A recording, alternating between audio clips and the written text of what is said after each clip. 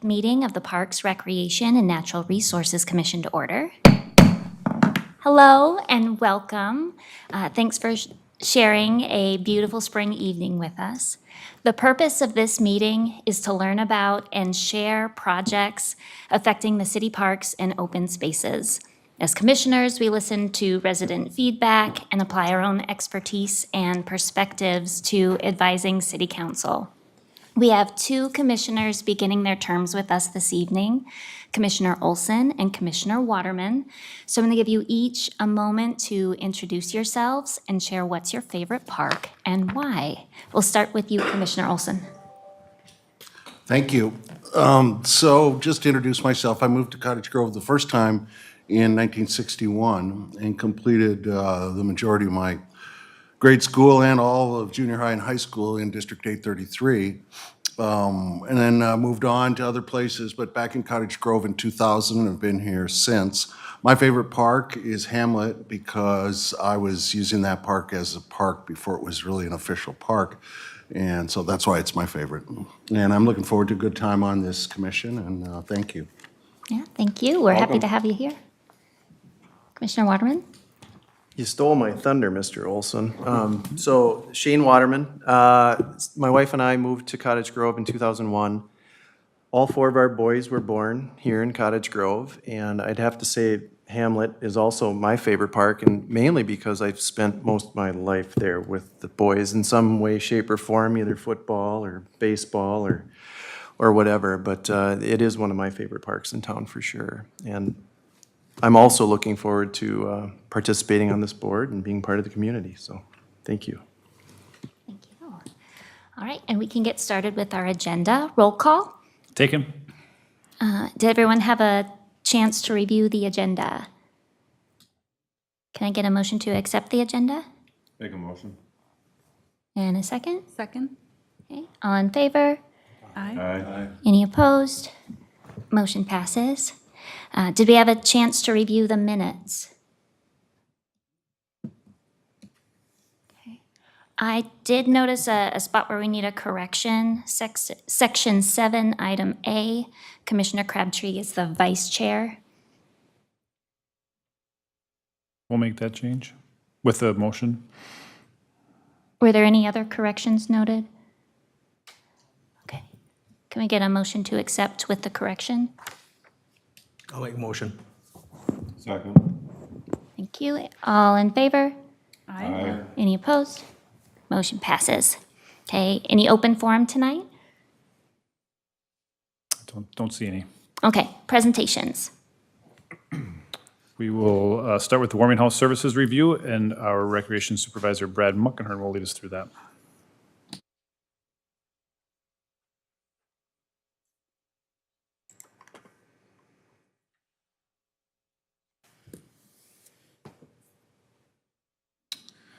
Wonderful. Thank you, Mrs. Chair and members of the commission. As Zach said, my name is Brad Muckenhern, Recreation Supervisor for the city here. I'm just going to quickly go over in detail some of the numbers that we experience in regards to participation from members of the community in regards to warming houses throughout the different parks. So we were open from December 28th, 2021 to February 25th, 2022.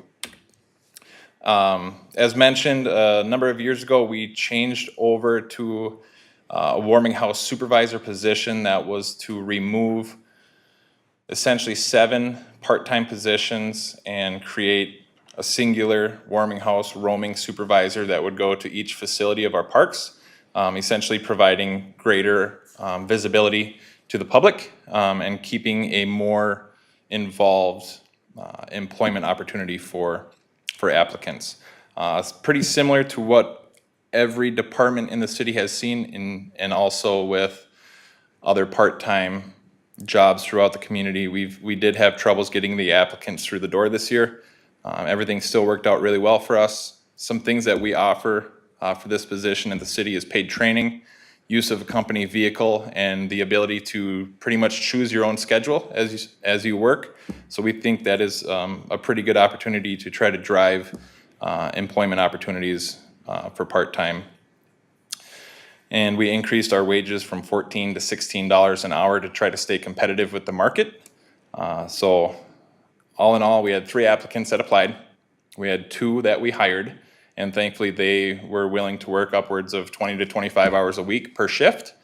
So we were able to cover Monday through Sunday, essentially, all of our shifts as normal. So that was great.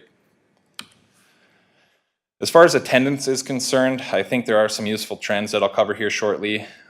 Some of the main things that stand out to me is that our community is growing, and so are the needs. Park usage does not slow down in the winter months. People are finding ways to recreate, whether that be walking, walking their dogs, sledding, playing on playgrounds, utilizing the warming houses, or outdoor ice rinks. People are recreating throughout the seasons, and the facility usage remains very high, and you'll see especially on weekends.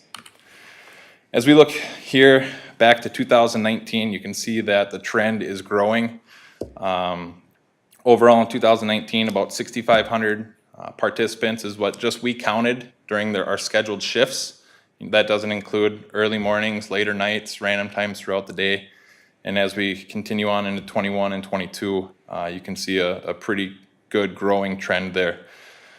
Some things to note, in 2019, we were closed 3 days based on weather, whether it's snow, extreme wind chill, temperatures. 2020, 2021, closed 5 days, and in 2022, closed 7 days. And I think those numbers are important because as you look in the bottom left-hand corner there, you'll see we were open a total in 2019 for 59 days. In 2020, 21, open for 39. That was kind of during the heart of COVID, where we were having issues with being open. We were limited to how many people could be in our buildings, things of that nature. And in 2022, we were open a total of 55. So even with the changing days that we're open, you're still seeing that growing trend, and I think that's a very good thing in our community. And again, as you look at the weekend, that middle bar graph, that's just 2 days that we are tracking each week, so compared to the 5 on the left-hand side bar graph. So great numbers. So moving forward, some quick takeaways just from the warming houses. Again, our community is moving and remaining active throughout the seasons, which is very good from a recreation side of things. I think it's important that we continue providing year-round opportunities to further the health and well-being needs of all members. We need to continue creating employment opportunities that grab the attention of workers. So Molly and myself and other members of our department, I think it's important that we sit down and continue to stay aggressive with what we offer our part-time seasonal employees, because without them, it would be very difficult for us to be open. Continue providing high-quality service, especially at all of our facilities. That goes back to our park maintenance staff that does a tremendous job of cleaning the buildings, making sure ice is top-notch. You know, there's a lot of outdoor ice that they maintain throughout the years or throughout the season. So it's a very tedious job, but they do a very good job, and I think that shows at how many people are utilizing. So very good job on the park maintenance side. That's all I got for you on that update. Stand for any questions if you guys have any. How many different rinks are staffed for like warming houses? So they're all open. They'll open typically about 3 o'clock every single day, Monday through Friday. And then our first supervisor will come through about 4:15 to that first park. And then they'll transfer each park. They spend maybe 5 to max 10 minutes at each park checking in, saying hi to the users, checking bathrooms if they need to be cleaned, taking attendance, looking for any other thing, and then they'll move on to the next park. And so 6 different warming house sites, 7 if we got Old Cottage Grove running. And then I believe it's 13 outdoor ice rinks, if I'm not mistaken. So staying busy. Anything else? Commissioner Olson? So I was just wondering on the 3-year comparisons, is that with the same facilities footprint all 3 years? Yeah, that is tracking from when we transitioned over to the warming house supervisor. I could have pulled numbers from. I meant the facilities, actual square footage of ice / warming houses. Yeah, nothing I don't believe has changed in that 3 years. Anything else? Do we track attendance at parks without warming houses as well? We do. Armstrong Elementary, there is a non-warming house there that is just a free rink. We do track that as well. Yep, that is a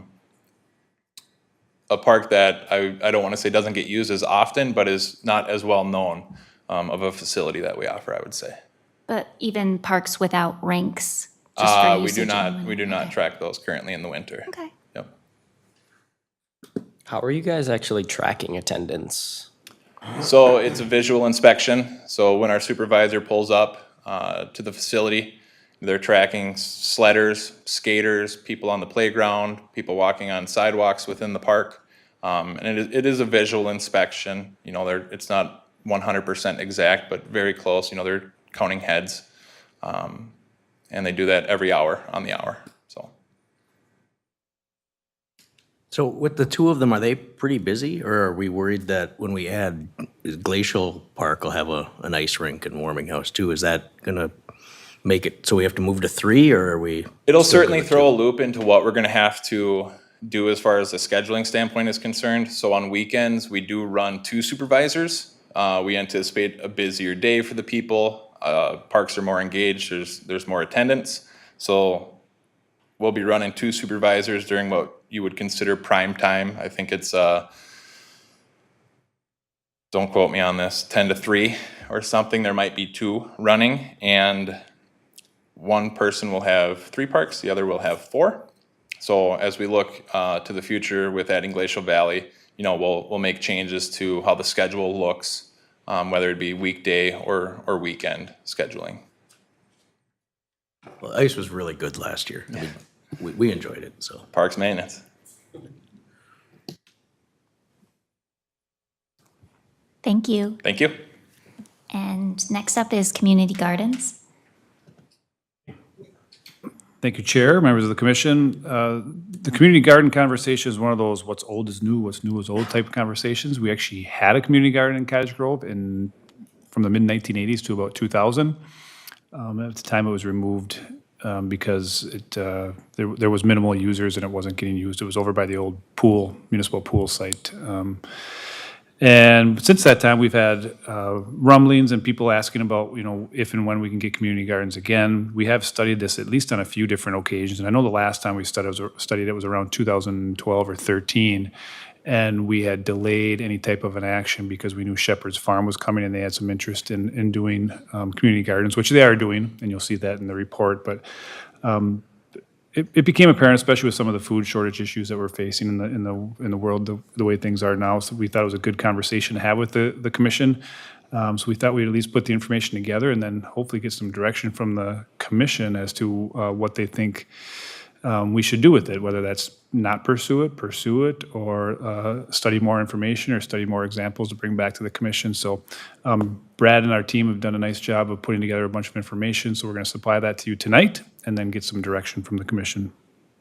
So I'll turn it over to Brad. Thank you. There's also a lot of additional information in those packets that you received. So if you guys have a chance to look over those as well, that will be beneficial. Community gardens, City of Cottage Grove. What is a community garden? Plots of land, usually in urban areas, that are rented by individuals or groups for use of private gardening. It is an area of land that receives at minimum about 6 hours of sunlight per day and is relatively flat and unused. So we ask ourselves, what would this entail? What does this look like here? We've kind of decided individual garden plots, probably 10 by 10. There would be small paths and access between each plot. We would need compost bins for weeds, debris, unused or rotten food, access to water, probably large bins with spigots, a common or gathering area such as benches or picnic tables, and it needs to be accessible. So parking and roads close to the community garden and the beds. So there is a breakdown in the packets that you guys received, giving some more information about surrounding communities that offer or do not offer community gardens. A lot of them are organized through the city and do include major maintenance needs such as tilling, providing water, the plotting and selling and promotion of those community gardens. And pricing varies dependent on the city, anywhere from $25 to up to $125 per plot.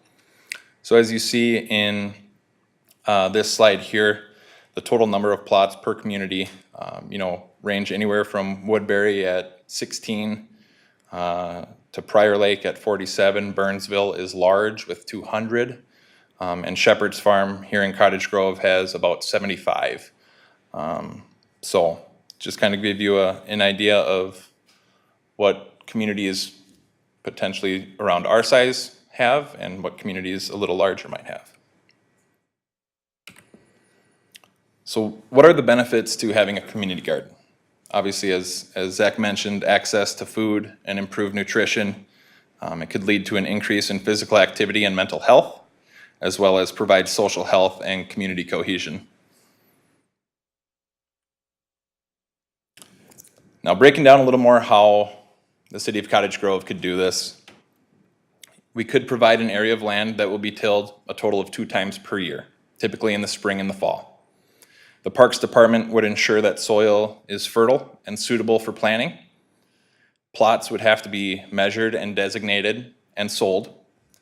Users would need to register and pay for their annual plot, probably through the Parks and Recreation Department, similar to signing up for any other program that we might offer. And users would be required to acknowledge and accept certain rules that might pertain to the upkeeps of their bed. For example, continually weeding them. Equipment must be removed at the end of the season. There needs to be appropriate upkeep. It can't look run down or abandoned. And they need to follow annual registration, planting, removal dates, things of that nature. So kind of how looking at the planting cycle might work. I think step 1, choosing a site, finding a place in Cottage Grove that would be suitable for all members of our community. Deciding on what that timeline is going to look like. Is it something that we can accomplish this year? Is this going to be a kickoff next year? And we'll get into a little detail with that. Obviously, promotion and letting the community know what we have, how we're doing it. That's going to be very important. And then the support from you folks, our park maintenance crews, and the community as well. So real quick, choosing the site. This is an example of a location for a community garden and kind of what a 60 by 60 might look like. That could be about 18 10 by 20 plots, kind of depending on how you break them up. So we think a good location might be something that is centrally located and a little bit quieter, an area that is worth expanding upon. Might have a play area for kids to be enjoying while the adults or kids are working in the garden, and preferably sunny and flat. The timeline, again, the location and selection and approval, that's important. I figured a site preparation might take 1 to 2 weeks. The tilling and ensuring that soil is good to go. Promotion and registration, once we decide to start moving forward, that would have to be immediate. Getting them out in the water bills monthly, in newsletters, on our social media, city pages. That would be important to get moving on with that. So that's something we would have to coordinate as a Parks and Rec staff, and we could certainly dial in those dates and times as needed. Promotion, again, I think just getting the word out as much as possible would be the most beneficial way. That could be done on the main city's web pages, Parks and Rec web pages, social media, city reports, all very, very important. Again, support, kind of the breakdown of things that would be needed. At least we assume weekly filling of the water reserves. That could be 100 gallon, 200 gallon, 500 gallon, big water reserves that would need to be filled by our Parks Department. The biannual tilling, spring and fall. Soil testing to ensure that the nutrients are appropriate to allow great growth.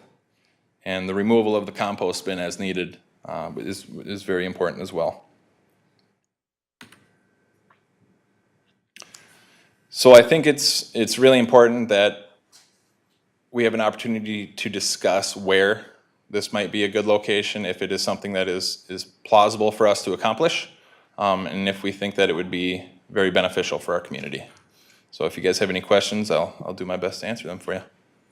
So you said there's, 75 plots at the Shepherd's Farm right now. Do we know how many of those are rented on an annual basis? I did talk to them over there. I want to say they were at about 35 plots were rented, so they do still have, they're not quite at half capacity there yet, and then they have the ability to expand it as well. Okay. So is there fencing and stuff that goes up around these gardens to keep animals and stuff like that out? So I think that would be something that would probably be up to the individual plot owner or leasee. If that is something that they would want, that could be something that we'd talk in greater detail of what is allowed. I think it would be beneficial if I was planting a garden, but at what point is too much? You know, is it gonna be a greenhouse type structure? Is it going to be just chicken wire? I think all those things are very important discussion topics. Do we have like a rough idea of how many people are actually interested in using the community garden? Because I feel like if we move on to further planning, we should know roughly how many people are interested in it. I think that's something, well, you look at Shepherd's Farm, I think that gives you kind of an idea. We got 35. I don't know the numbers on if those are Cottage Grove residents, if they are Woodbury, if they are Newport. We have not done an official study on interest in this necessarily.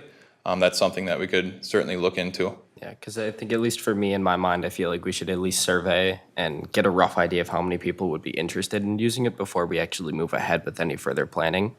Sure.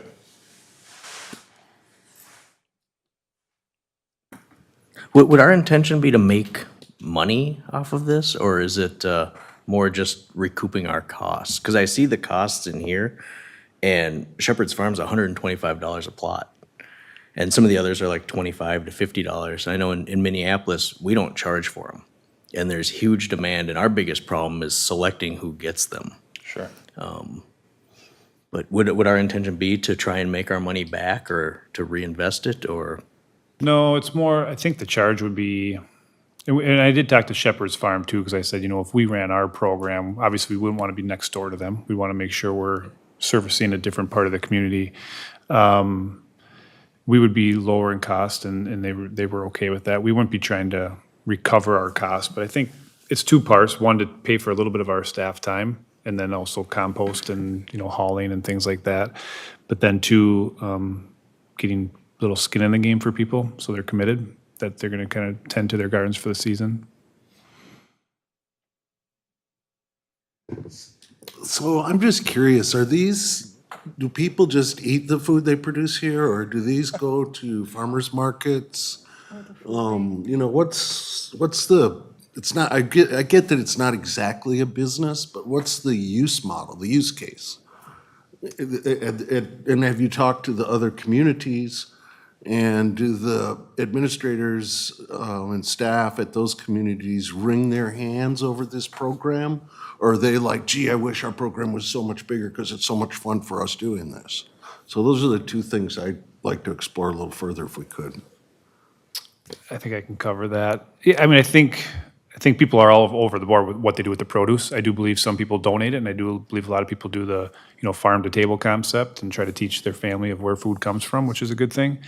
I didn't hear anything negative. So the survey that we had, that was me reaching out to the different park and rec directors around the area, and I didn't hear anything negative. They don't seem like they're too hard to administer if they're in the right location. And, you know, the park staff kind of just, the biggest thing for the park staff is filling those water tanks every week or two. They till it up at the beginning of the year, the end of the year. So there's not a lot of investment of resources, but there's definitely an investment of resources. And so you want to be careful on where you choose to put the plot to in terms of, you know, how they're managed, how they're maintained. I'm a believer, this is just a personal belief, that, you know, is someone going to drive 10 miles to a community garden, or are they willing to drive a quarter of a mile? I'm guessing most people, if it's in their neighborhood, they're probably going to take advantage of it. If they have to go too far, it becomes work to get to work, right? So, so that's why there's models in here. I think Rosemount has 6 community gardens that they spread out through, 6 small community gardens they spread out through the community. Other communities like Edina has a very intensive, one location that I think it's called Yorktown, where they have a lot of gardens in that one spot. And yeah, they're booked out and people are on a waiting list 10, 20, 30, 40 deep, whatever it is. So I can't really answer the question. I think Commissioner Miller makes a good comment that we could certainly kind of do a community survey of some sort, a Facebook survey or something along those lines to see what kind of interest is out there. I think every community is unique. You just don't know who's out there and how they're going to use it and what they're going to use it for, and what's going to appeal to a user. Is it the location that's on the east side of the metro or on Cottage Grove, or the west side of Cottage Grove, or does it have a playground next to it, not have a playground next to it? All those things make a difference. Just one more thing from me. If we were to do it next to a park or a playground, would it be a separate project, or would it be next to one that was already pre-existing in the first place? A community garden next to an existing community If we were to garden. put the garden next to, let's say, a playground or something like that, would we just add it on to one of the sites we already have, or do a separate project to build a playground and then the community garden? Most likely put it in an existing park. I would support the survey, but I also think it might be a good idea to start small and maybe have potential to expand if we find a great spot and there's interest for a small group of people, then it can gain attention and we can promote it throughout a couple seasons instead of going big and hoping to fill it all. So that might be an idea too, kind of baby steps. Have we had requests from community members? I do believe that there has been some reach out to leaders of our community, that there is a request, especially with the rising food costs and food shortages. They have expressed their concerns a couple times. And does our Parks and Rec department have the capacity to do all of the necessary planning on their own, or would community involvement be helpful with that? I think if there's, well, to answer the first part, yes, I do believe that's something that we could accomplish. I think it is worthy of a conversation to see if there are user groups that would be interested in taking control of this. I think it would be a good opportunity for outreach to get other groups involved as well. So I can think of at least one garden club that's really active in the community, and I don't know if they work in edibles as much as they do in flowers, but it would be interesting to see if their group would be interested in a partnership, or if there are other groups in the community or individuals who would want to be a part of the process. Having experienced gardeners who are here, we might have master gardeners in the area who would contribute. I kind of got excited about the thought of there being a community garden committee that people could be a part of to help do a needs assessment, a survey. When you talk about location, if we're trying to get at food access, we want to be in an area where people who have barriers to access can, have good transportation, close to either neighborhoods or workplaces. And for it to be really successful, I think having a group that could dedicate the time to it would be great. And if your department has the capacity to do that, wonderful. But having community members being involved from the beginning might help sustain success in the long run.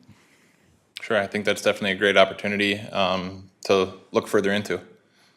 Thank you. And one thing I might mention along those lines, all of our grassroots efforts, bike park, dog park, things like that, those are, and athletic facilities, those are all of our best, some of our best assets, the ones that the volunteers are building, right? So 100% agree. And there is the one model in here through Northfield. I don't know if you got a chance to read that. That's an interesting read, because that's more of, hey, if you live next to an open space, or you know of an open space in your neighborhood and you're interested in starting a community garden, that type of a program could be an option for the city of Cottage Grove too, where we just say, you come to us and you tell us what you think your neighborhood garden or community garden should look like, and then we kind of go back and forth and decide on how big the plot is and whatever else. And but it's a grassroots effort, and they take care of it, maintain it. We just kind of supply the land. So that's an option too. It doesn't have to be all city led either. And that was a path that we were kind of looking back in 2012. That was kind of the path we were looking at going with that, to make it more neighborhood based. But I will say Northfield did it that way, and now they have the traditional program, which is, I also included the second, which is what they converted to, which is the city just digs it, or tills it and preps it for them, so I think they find that easier to manage that way. I do like the example where it says, it itemizes what the city will do and what is the responsibility of the community or the group. I think it's very clear. And then another one of those examples has a schedule. So I really like the delineating of what services will be expected from the city and what have to be fulfilled by the people who are renting. And I think the seasonal calendar is a good idea as well.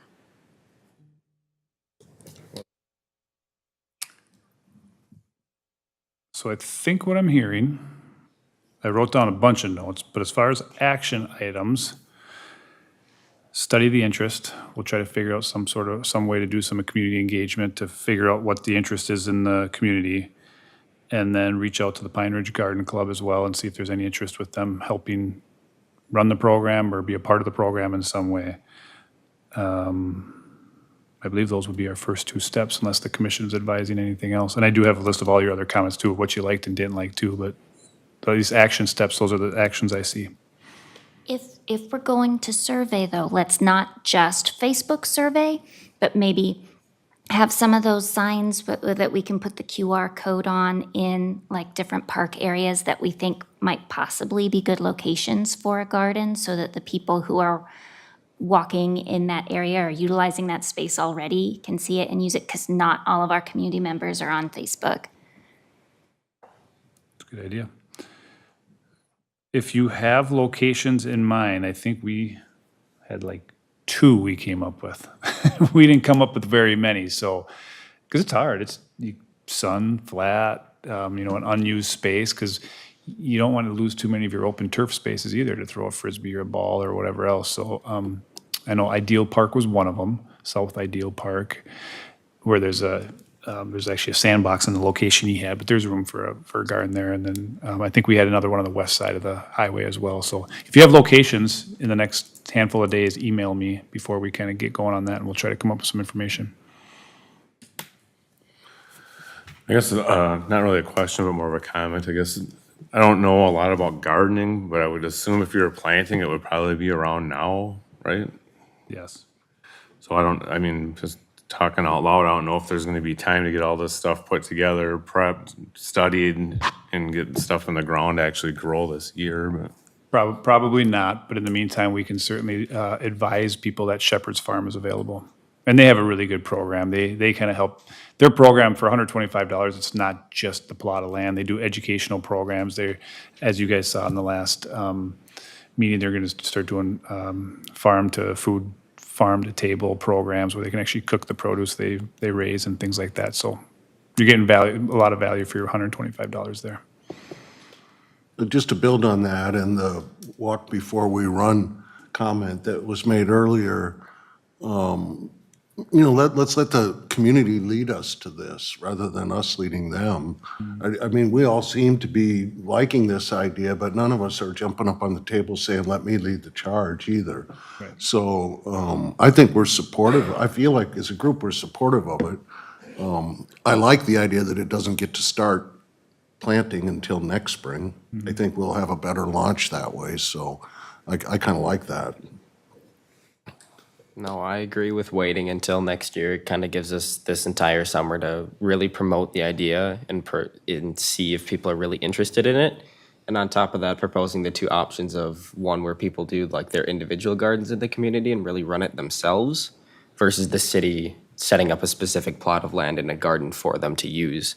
I feel like it kind of, again, lets the people lead the direction that they want to take it, because ultimately it's for what they're going to be using and what they feel like would be the most beneficial. Mm-hmm.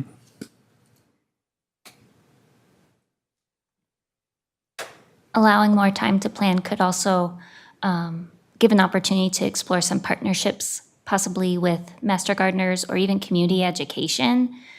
So maybe we could coordinate with a class for novice gardeners to learn how to take care of their plot. I think Shepherd Farms requires you to attend a class, and we could explore whether that would be helpful or not, but just an idea to make education a component too. Sure. So we've given you lots of comments. What kind of motion do you need? Like a motion to continue to explore options, or a motion to gather information, or how would you like that worded? I think I have the information I need.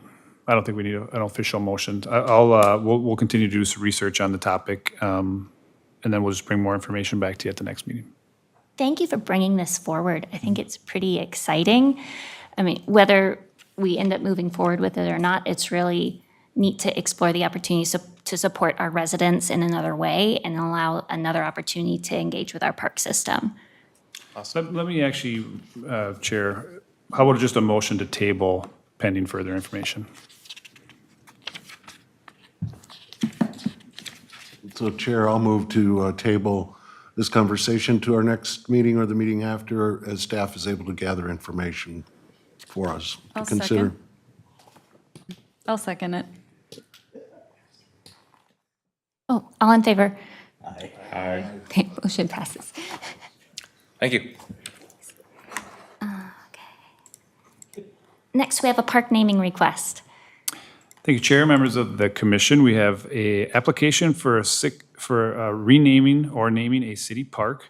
The application did not specify whether a specific park, so it could be, like I said, either renaming an existing or naming a new park. The application is before you. That explains the merits a little bit. We also do have some of the family members in the audience who would like an opportunity to speak on the matter. Just real quickly, a reminder that our park naming policy is pretty procedural, and we do that with intent so that we don't we take the seriousness of naming a park or renaming a park. We go through a diligent process because hopefully that's forever, right? So at this meeting, there's no formal recommendation required. The commission may recommend amendment to or denial of the request with a majority vote. If denial is recommended, then the issue is simply done, and the applicants will be notified that the denial has been recommended. And and then, like I said, at this point, there's no action to move it forward. If there is no denial, then we will move it forward to the next meeting, and then I would bring any information back to the commission, answering any questions you might have or any additional information you'd like us to study. So with that, I will turn it back over to the chair. Would representatives from the applicants like to speak with us? Sure.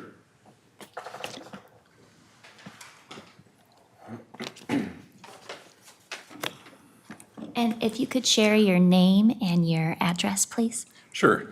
My name is Randy Denzer, and I'm here with my family. My address is 472 Random Drive, and I live in Amory, Wisconsin.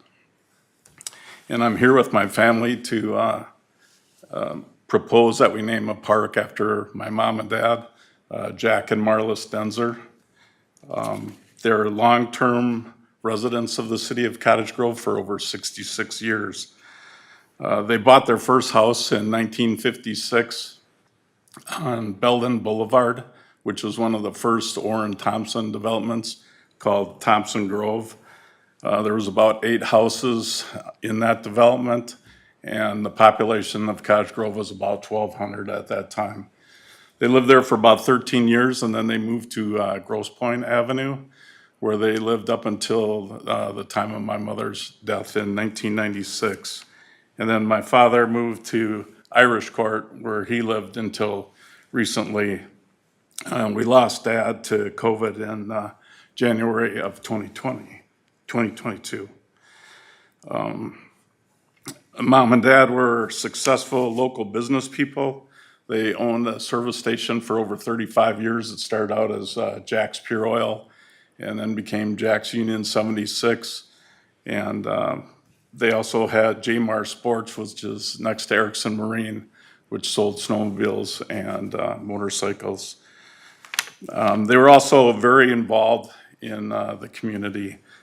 They were active members of the Cottage Grove Chamber of Commerce, the Lions Club, the J.C.'s, the Veterans of Foreign Wars, American Legion.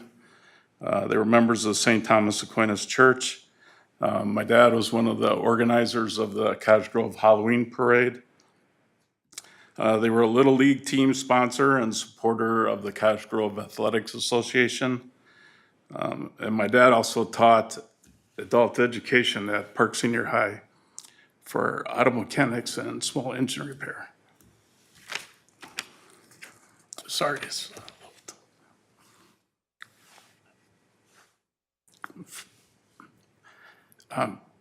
They were both involved with public service also.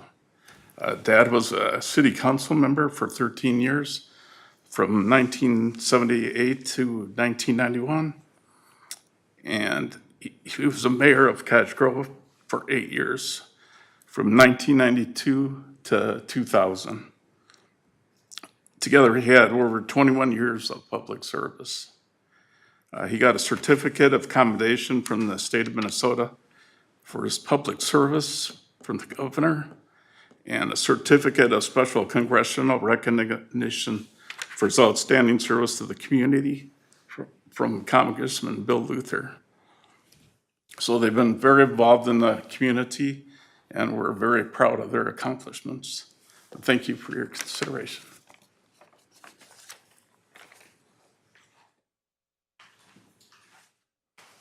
It's an impressive list of service and community outreach from your family, and our condolences to your recent loss. Thank you for sharing.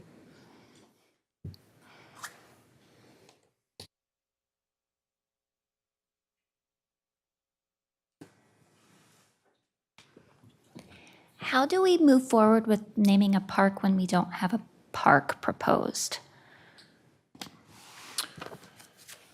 So a couple options. One, I think we can start by discussing the merits of the name, and if the commission agrees that they would like to move this to the next step in the park naming policy, then we can start looking at locations. Probably talk with the family as well on potential locations that they might see as valuable. And then we could bring that back to the commission as part of the second process of the naming policy. Yeah, I guess I'd just like to follow up too and say thanks for sharing, and obviously your family meant a lot to this community over the years. My dad actually worked for your dad back at the 76 station back in the late 60s. I think that definitely has some merit, and I would be in favor of discussing moving forward with it. Are you making a motion? I guess I am. I would make a motion to move forward with a discussion of the naming.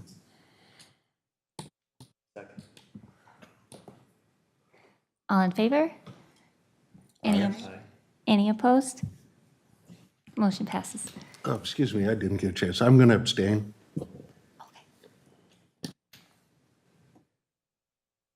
So I will bring back, I'll bring back the application to the next meeting, and then I'll list out some location options, and I'll try to get in touch with the family in the meantime.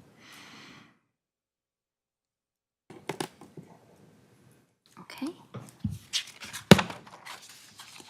Moving on to the June commission meeting. Thank you, Chair, members of the commission. Our June meeting, we typically do a tour. There's a lot of activity in the community.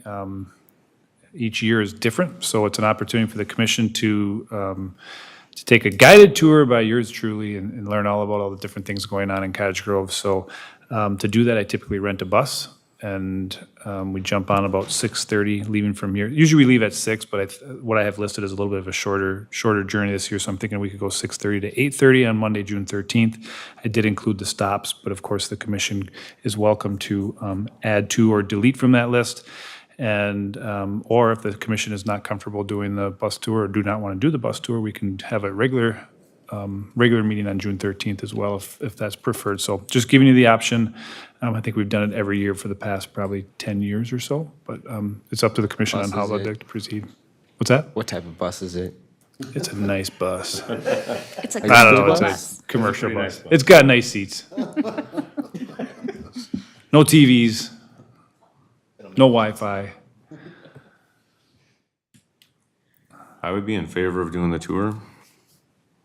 I won't be here that day, but I want to go on the tour. Yeah, I think June 13th is my sister's birthday, so I don't think I'll be able to make it either. Is that a solid date? The date of the meeting. That's the date of the meeting, know. yeah. I'm excited for the tour. I'd like to throw out to the commission an idea which will make our bus driver unhappy, but I think it's doable. I'd love to go down to Great Cloud Island and down there along the water where we'll be able to look across where our new park's gonna be. So I was even gonna suggest we skip Hamlet Park, but seeing as how one of my fellow commissioners, that's his favorite park, I don't want to do that. But also, now that you said it's a short list this year, then I don't know that we have to give up any of them. I just feel like it'd be helpful for, and again, I'm asking us as a group, I feel like it'd be helpful for us to have a shared vision of that. It's such a big lightning rod in this community right now.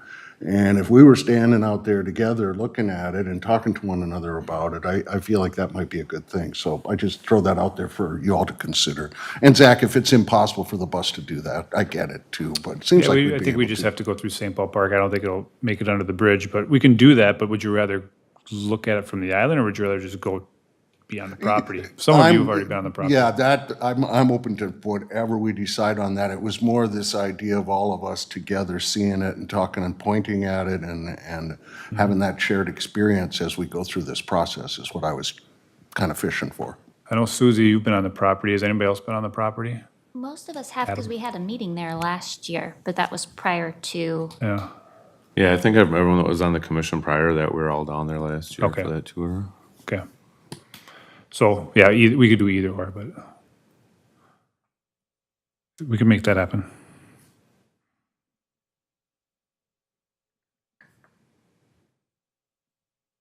Looking for a motion to make the June commission meeting a tour meeting. Make a motion to do so. Second? Got it. Aye. sorry, taking a note. All in favor? Aye. Any opposed? Any abstaining? Okay, motion passes. And I thought I noticed on the minutes from last June's meeting that there were guests who are also on the tour. Do we have a guest policy in terms of age range or number? I brought my kids. Yes, you can bring family members, kids, or whoever you want with. I usually extend an invite to our Public Services Commission, our City Council, and our Advisory Committee, Historic Preservation too, and our Planning Commission. I think I send it to all of them. Usually get a few. Is there an RSVP date so you get the right size bus? Yes. I don't know what that is yet, but yes. Okay. Okay, next, presentation of information. Thank you, Chair, members of the commission. We had, Commissioner Olson had some questions on tree preservation and asked for some additional information, so I thought I would present it to the group as a whole, because I think it's good. I talked with our Community Development Department, and they'd helped put together kind of a summary of what our tree preservation plan looks like, so I'm gonna do a little bit of reading, a little bit of talking, but bear with me. City Code 11-6-19 is our tree preservation ordinance. And it basically says, within the city of Cottage Grove, trees and woodlands are considered a valuable asset to the community. And we place priority on protecting this asset and find that it's in the best interest to regulate the development and alteration of wooded areas within our community. The city also finds that a certain amount of tree removal is an inevitable consequence of development and growth, and seeks to establish a comprehensive standards related to reasonable tree removal and preservation. So I'll talk a little bit about that. So it starts with a tree inventory of a site anytime there's a development opportunity. So that's required. They have to hire arborists or foresters of some sort to perform that tree inventory. And then it's reviewed as part of the other official applications to the city through development. The inventory includes verifying all qualifying healthy trees, dead trees, dying trees don't qualify, their size, anything from an inch to inch plus, inch and over, and then the species. A maximum permitted removal rate for each type of development is permitted. And those removals, so dependent on the type of land use, residential, less than 10 acres, over 10 acres, it's anywhere from 35 to 60% is the permitted removal threshold of those qualifying trees.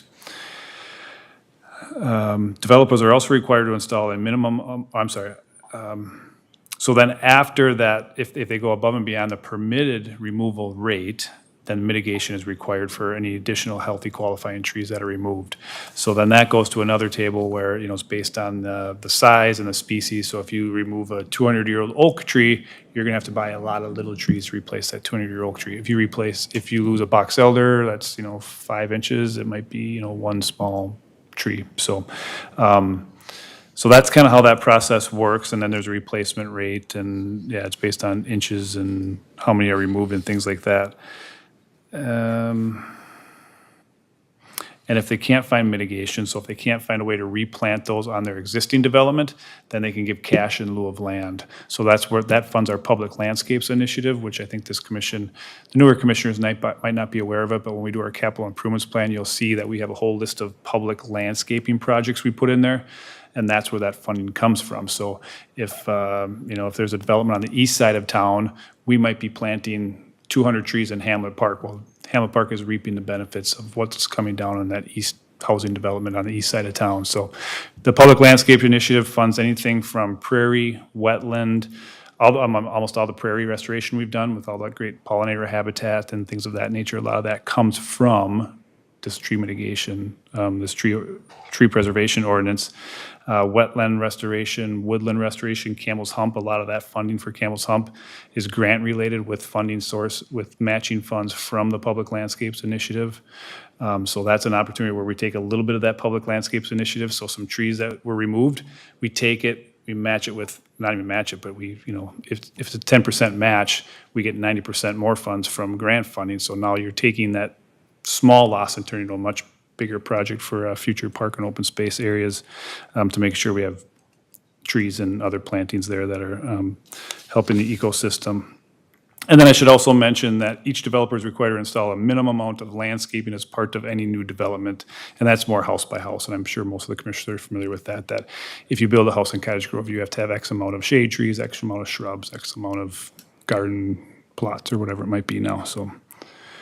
With that, the other thing too is the tree plantings you might, so some of the areas you might see some of the reward of this program is our Arbor Day planting. We just planted 50-ish trees on Arbor Day this year. Those all came from Public Landscapes Initiative.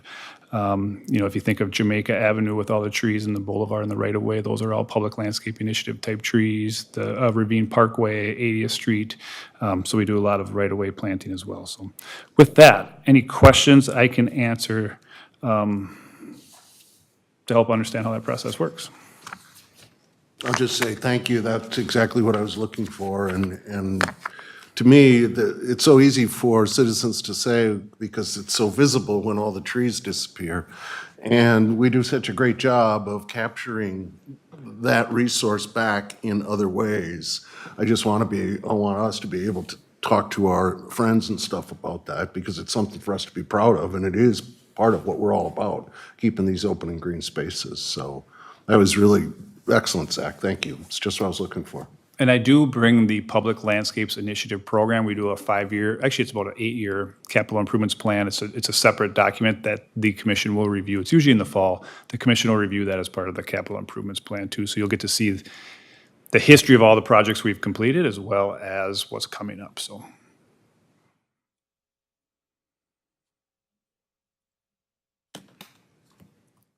And the National Archery in School Program Agreement. Thank you, Chair, members of the commission. Just wanted to update you that we did apply for, it's not necessarily a grant, but it's a purchase support agreement through the Minnesota DNR as well as the National Archery in Schools program. The mission is to promote instruction in international style target archery as part of an in-school curriculum, but it also reaches out to recreation programs like Cottage Grove. Recreation Supervisor Brad Muckenherd applied for that and did receive, how much did we receive? Yeah. $1,800 towards the purchase of 12 bows, 5 targets, 10 dozen arrows, indoor netting, and repair equipment. So Recreation Group has been doing a great job with our archery program. It's growing, so this will help us service those needs. So I just wanted to share that information with you and answer any questions you might have. Guys, where is it gonna be going? At our archery range. Oh, at the outdoor range? Because I saw the indoor netting. I didn't know if it was tied to a school or a ice rink? Absolutely. So primarily, it'll be held at our outdoor archery range. My goal is to hopefully in the spring, when we transition from ice to turf on the west rink, possibly bring an early spring archery. There's kids that might be going turkey hunting or something similar to that in the spring. Be a good opportunity for them to start setting in their bows, getting some arrows down the range a little bit. So just another opportunity that we can expand on programming here in Cottage Grove. I love it. This is great. Good. I Thank do you. too. Congrats on your grant approval. Thank you. Where does the $1,800 come from in the budget that we're matching? So I believe that's just coming out of kind of general funding from the Recreation Department. We do foresee being able to recoup those costs with registrations in the first year alone. Our programs are almost full already for the summer, and we will most likely add a fall archery program as well. So we didn't really foresee that being a very large barrier to us, so we're very excited. We got about $3,600 worth of gear, and the support from the DNR has been very, very good. Craig Kiger is who I worked with, and he has been very awesome and supportive, and has given me a lot of good ideas to continue to grow the program, not only through our Parks and Rec program, but potentially make it a regional program as well. So that's kind of further down the line, but a lot of good potential that could come from this. So Wonderful, thanks. Okay, moving on to action updates, no, we don't need to. The Cottage Grove Ravine Regional Park Deer Harvest Report. Thank you, Commissioners. Yeah, so I'm just providing the deer harvest report from, actually about a year ago, we met with Natural Resource Coordinator from Washington County, Dan McSwain, when we were out at Mississippi Dunes property there. And he talked about the first deer harvest using archery, certified archers for that program because of a lot of the vehicle accidents and other issues that they've been having with the deer herd out there. Also, they were kind of wreaking havoc on their natural resources restoration activity by eating plants and damaging the plants that they're trying to plant, get in the ground or whatever else. So just supplying you with the report because I know that was kind of a new process to us all. So I think everybody wanted to see what the results were, and they're here for you. I know our former police chief was actually one of the archers that was on there. He did not take a deer, but he said the process was good, it was clean, and he didn't run into any issues, but as you can see in here, it looks like there was one or two issues that they struggled with a little bit. But there was the program here, they did it at Lake Elmo, and then there was a third site. I can't remember the third site off the top of my head, but so it's not just Cottage Grove they were targeting, but they're gonna do the helicopter inspection again this winter and see how the herd is, and they may do another one next year. If you have any questions for me, I can reach out to Dan and get information for you as well. Considering the size of the deer population that he presented us with last year, is 7 deer considered a successful hunt? They wanted to, I believe the goal was 10 to 15, so yeah, they were short. And they did get out later than anticipated. I can't remember if that was weather related or something else, but I know they got out later than they had hoped originally.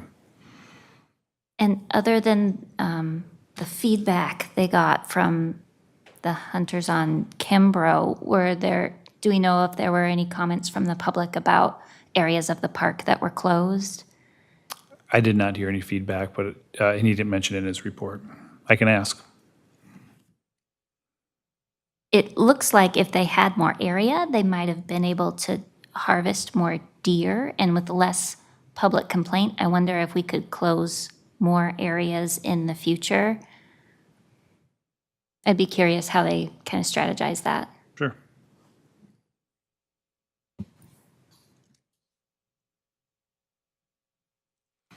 Otherwise, it's just for informational purposes only. Well, and I would agree with Chairperson because the goal is to keep the herd healthy. And if the idea was we need to harvest 10 to 15 in order to keep it healthy, then, we need to be able to harvest more, I would say. So I agree. did they catch the people harassing them with drones? I just, I don't know. I don't know if you're standing still trying to hunt something and a drone's not flushing a deer towards you, I assume. No, he didn't give me specifics, but frustrating to say the least, I imagine. All right, moving on to the 2022 Park Improvement Plan update. Yeah, I'll just browse through some of the improvement projects you might see around town. Hamlet Park, they did do 3 levels of concrete, or 3 different concrete pours out there, so you're starting to see the concrete connect to the ball fields. They still need to do underneath the new concession building and shelter area there. And then once that's done, most of the exterior work is complete. The electrician was on site to kind of finish up his part of the building. And then after that, hopefully the building in the next month can get complete, and then we're kind of done with that phase of the project. Harside Park, you'll start seeing the basketball tennis courts being reconstructed sometime here in the next couple months. The playground is complete. That was kind of a frustrating process. Last year, the weather and getting concrete contractors was very difficult. So then we ended up having to get a new concrete contractor this spring, and obviously spring weather was rough too. So we had a lot of upset neighbors that the playground went in, but it never quite got complete because we weren't able to backfill the safety surfacing material. So it is down now, everything's in. I was told the swings were even supposed to go in tonight because those were missing. So if you hear from neighbors down there, that project is pretty much complete, other than some backfilling and seeding along the outside of the playground. Moving to Oakwood Park, you can see there's a lot of activity on that park pavilion. The plumber is kind of finishing up his end of it, and then we're going to start doing some pouring of concrete, hopefully later this week there, and then that project should kind of continue to move forward in the next few weeks and hopefully wrap up.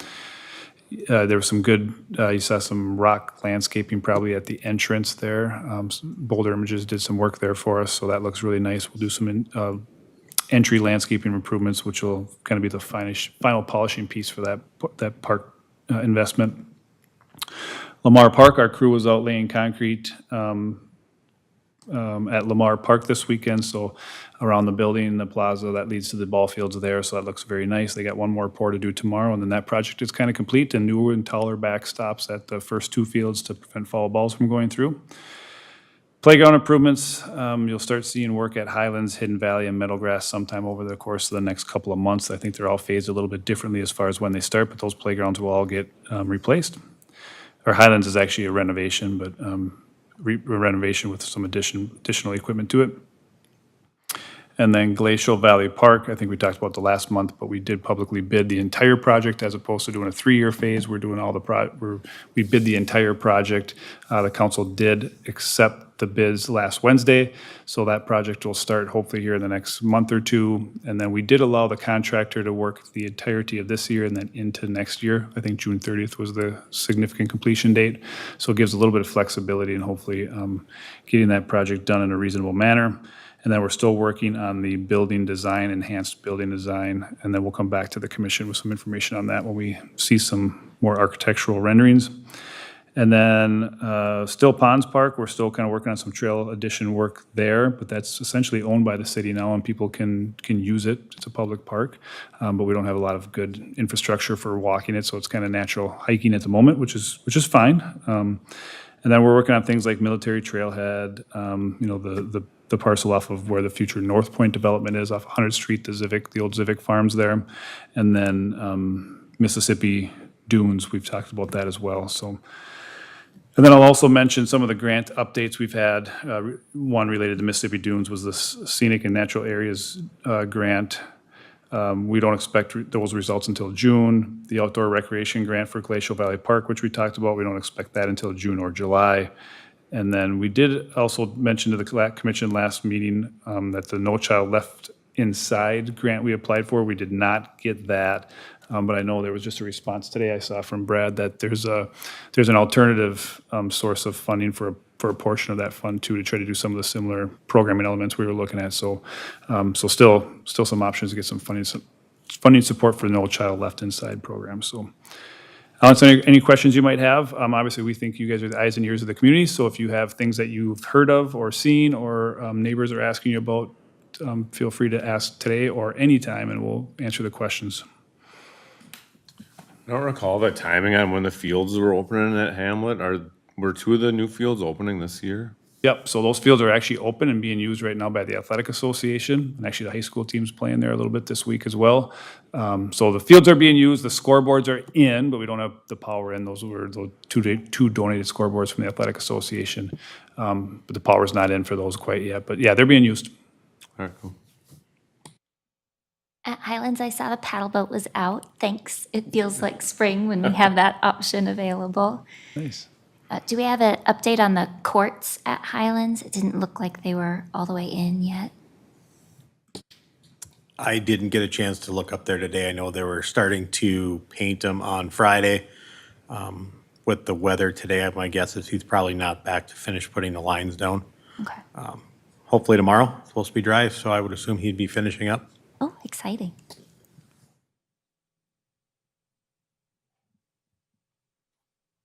All right. Any donation acknowledgements? None tonight? Staff reports and educational material? Just supplied you with departmental updates, and then I also included the 2040 comprehensive plan. Good information, especially for new commissioners, but it's just a good refresher of why we do what we do and how the community is planning for parks and open space and recreational programs and events in the community for now and in the future. It's a good reminder. Okay. Moving on to commission comments. I had one thing I wanted to mention or bring up, I guess, the movies in the park thing. I know I talked to Molly a little bit about it. Over the weekend, I was able to speak with a woman from the community who's spearheading the operation, so, I don't know, are you guys all aware of that we're having that, or? Are you talking about the Starlight Drive-In thing? Is that something you can talk about, Molly, or is this not official yet, or?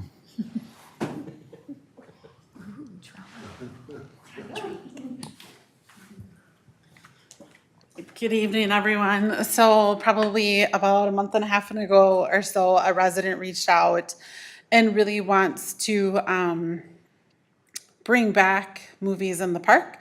So she is a local realtor who is working to get community support donations for the rental of movies and equipment to host 3 movies this summer at Highlands Park. So the city of Cottage Grove is an official sponsor.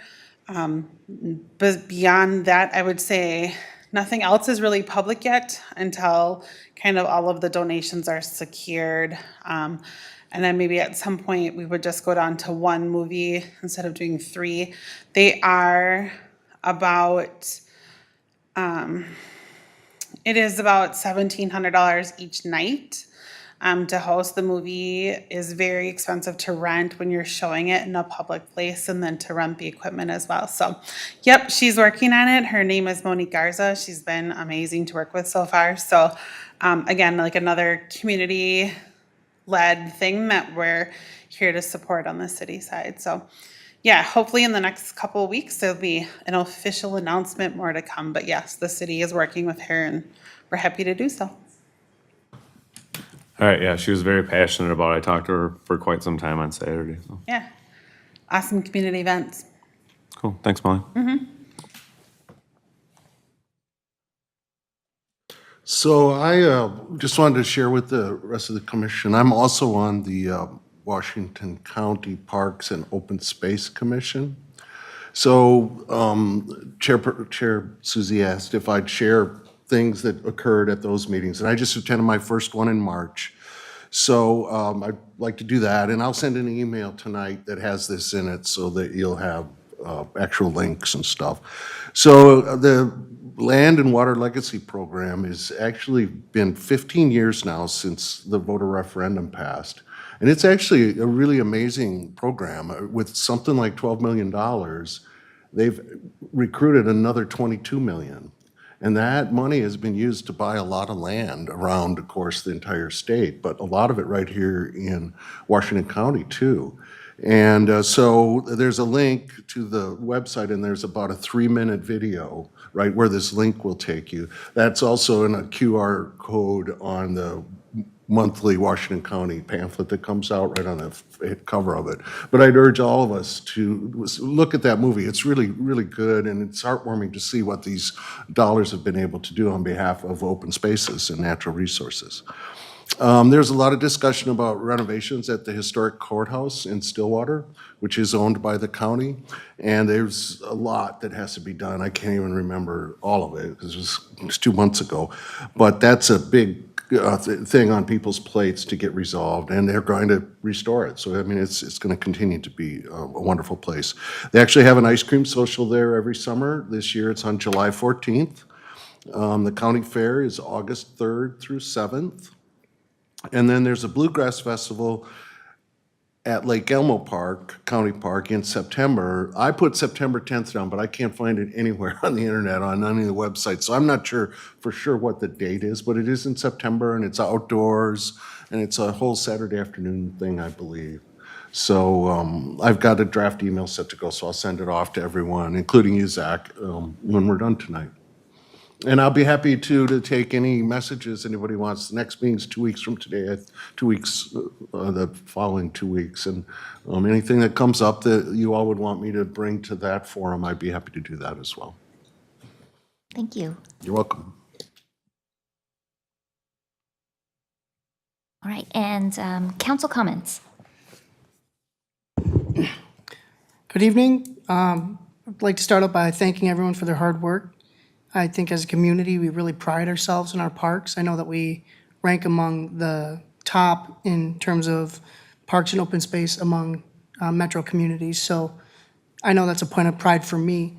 And I get out and use the parks quite often myself with my family. So thank you guys for your hard work. Just to touch on, Zach had already mentioned, Glacial Valley Park project bid was awarded. And I'm looking forward to seeing that come through. I know that we'd gotten comments from some of the residents around there asking and inquiring when that was going to get taken care of. So it's nice to see that progress has been made. Other than that, I think everything else has been covered in terms of what's come through by Zach. So I'll stand for any questions if you guys have any. No? Just like to, again, thank you guys for all your hard work. It's great to have passionate volunteers from our community helping to better our community. Thank you. Thank you. Okay.